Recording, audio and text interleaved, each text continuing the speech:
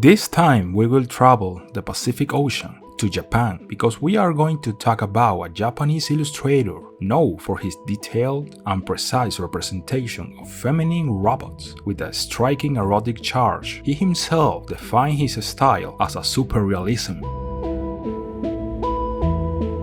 Hajime Sorayama was born in 1947 in Imabari, Ehime Prefecture. He studied in Imabari Kita High School, and as a teenager restless about certain subjects, he began to draw pin-ups figures inspired by Playboy and Penthouse magazine. When he graduated, he decided to go to Shinkoku Gakuin University to study English literature and ancient Greece, inspired by Nademo Miteyaro, a travel book by the author Makoto Oda.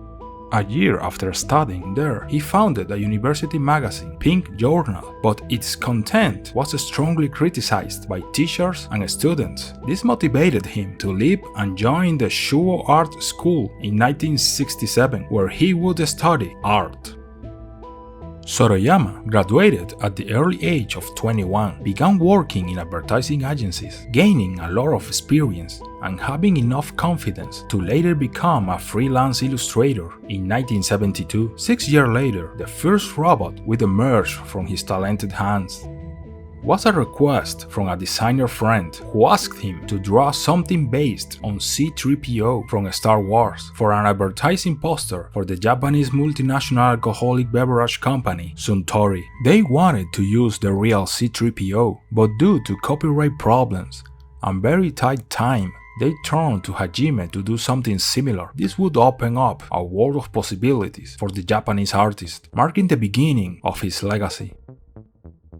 In 1983, he published his first book, Sexy Robot, which allowed his organic robotic forms to become famous and recognizable throughout the world. Departing for the ideas of pin-up art, he depicted his so-called gynoid, half metal, half human creatures. This first book was followed by many more through the years. Since then, a number of his other works similarly revolved around figures in suggestive poses, including highly realistic depictions in latex and leather. His popularity grew and his pin-up work appeared monthly for years in the pages of Heavy Metal, Metal Hurlant, and Penthouse, among many others magazines. Playboy TV later aired a television special on Sorayama's art. He said in that show, "That's my mania. I've been drawing them since high school. Back then, there was this thing for the Playboy and Penthouse playmates. Now, it's the Gear Next Door idol type. But in our day, these pin-ups were like goddesses. I guess I could describe it as my own goddess cult."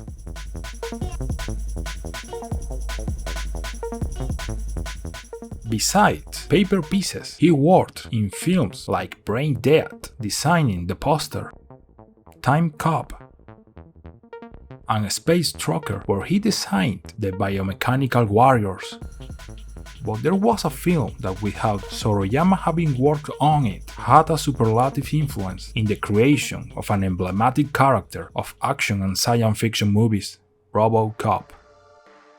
The production team of the film were short of time to design the suit that Peter Weller would wear. Once it was complete for the actor to put it on, they realized that it looked not so good and really bulky. It had a more similar to the character of Judge Dredd than the RoboCop that we all know. This did not convince those involved in the film. After several more drawings by concept artists, the team received further instruction for the look of the suit, which required it to be erotic, sexy, and a lineage of Detroit. The keyword sexy jumped out, and Sorayama's first book, Sexy Robot, was used as a reference after combining the smooth chrome aesthetic with Weller's form. In a final sketch, the robotic policeman who would succeed in the movie theaters of the 80s was born. Sorayama also designed trading cards, limited edition prints, a cover for Aerosmith's album Just Push Play, and produced an initial idea for what would later become Sony's dog-like robotic pet, the Aibo, which went to market in 1999, for which he received the Grand Prize of Best Design Award in 2000. His dog robot was included in the permanent collection of the Museum of Modern Art in New York and the Smithsonian Institution. Thus, getting his robotic representations to go beyond the paper and reach the real world, and not only would he achieve it with Sony's dog, since years later, with the enviable portfolio, Dior contacted him with what could be the most ambitious work made by the Japanese artist to bring to life one of his sensual and curvaceous robots, a giant metal structure that would be the center of attention during the catwalk of the pre-fall 2019 event. For the show, the giant robot took the form of an idealized woman with a bust, detail resembling mechanical joints, nuts, and bolts across its body. To achieve the impressive structure, Hajime made the carving out of a block of styrofoam that was then coated in several layers of aluminum paint, which took 20 days to apply. Sorayama expressed this about the project: "I have never created such a large statue before. The truth is that I was excited by the idea of doing something new."